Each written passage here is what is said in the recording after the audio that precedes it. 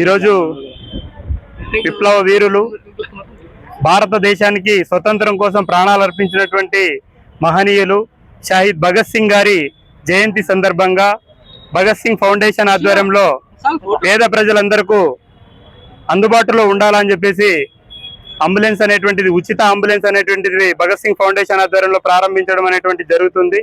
ప్రజలు ఎంతగానో ఇబ్బంది పడుతున్నటువంటి విషయం అందరికీ తెలుసు. కాబట్టి ప్రజలకు ఎంతో కొంత సహాయం చేయాలన్న ఉద్దేశంతో భగత్ సింగ్ గారి ఆశయాల ప్రకారం ఈ ఉచిత అంబులెన్స్ అనేటువంటిది ప్రారంభించడం అనేటువంటిది జరుగుతుంది. కాబట్టి పేదలందరికీ అందుబాటులో ఉంటుంది. ఆసుపత్రి నుండి కర్నూలుకు కానీ, బళ్ళారికి కానీ, రాయచూరుకు కానీ ఆసుపత్రి నుండి రెఫర్ చేసేటువంటి ఆ పేషెంట్ని తీసుకొని అక్కడ తీసుకెళ్లడం అనేటువంటిది జరుగుతుంది.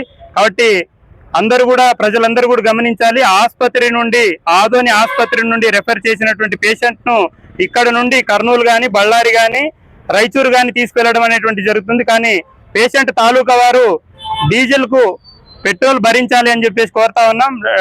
పెట్రోల్కు అదేవిధంగా డ్రైవర్ భత్తాకు 2000 రూపాయలు అవుతుంది. ఆ 2000 రూపాయలు పేషెంట్ తాలూకా వాళ్ళు భరించి ఎలాంటి రెంట్ లేకోకుండా దీన్ని కొనసాగించాలని ప్రయత్నం చేస్తున్నాం. కాబట్టి ప్రజలందరూ కూడా దీన్ని సద్వినియోగం చేసుకోవాలని చెప్పేసి భగత్ సింగ్ ఫౌండేషన్ గా మేము ప్రజలందరికీ విజ్ఞప్తి చేస్తా ఉన్నాం. నా పేరు తాహిర్ అలీ, భగత్ సింగ్ ఫౌండేషన్ చైర్మన్.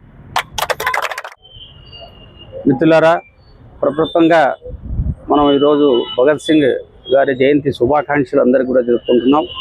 ఈరోజు యువకులకు దిశానిర్దేశం చేసినటువంటి మహా త్యాగశీలి, బ్రిటిష్ సామ్రాజ్యాన్ని గడగడలాడించి ఎటువంటి రాజీ లేకుండా చివరిదాకా పోరాడి ఉరికంబాన్ని ముద్దు పెడుతూ ఎక్కినటువంటి మన భారతదేశం యొక్క విప్లవ బిడ్డకు మొట్టమొదటిగా జోహార్లు అర్పిస్తున్నాం.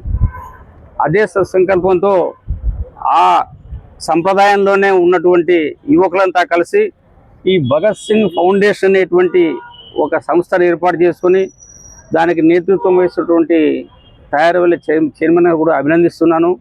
ఎందుకంటే ప్రస్తుతం ఉన్నటువంటి అంబులెన్స్ సేవలకు భిన్నంగా పేదలకు వెసులుబాటులో ఉండేటువంటిది కేవలము దానికి కావాల్సిన పెట్రోలు ప్లస్ డ్రైవర్ భత్తా మాత్రమే తీసుకొని పోవడం అనేటువంటిది అంతో ఇంతో వెసులుబాటు.